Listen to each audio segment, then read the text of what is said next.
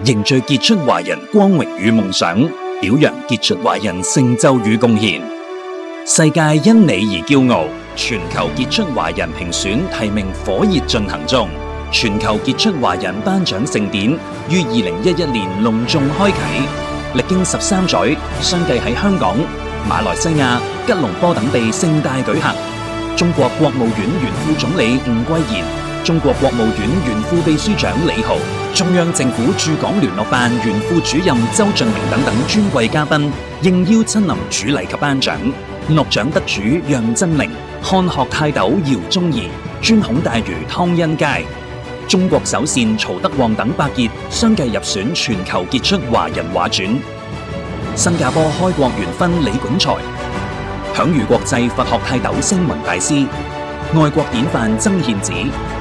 馬來西亞中華總商會總會長林國章、印尼零售大王黃一軍、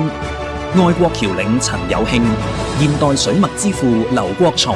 諾貝爾獎2度提名大學校長潘忠國、全國政協常委王惠貞、中國工程院院士李卓芬、大中華商界翹楚霍震寰、健康快車慈善皇后方黃吉文、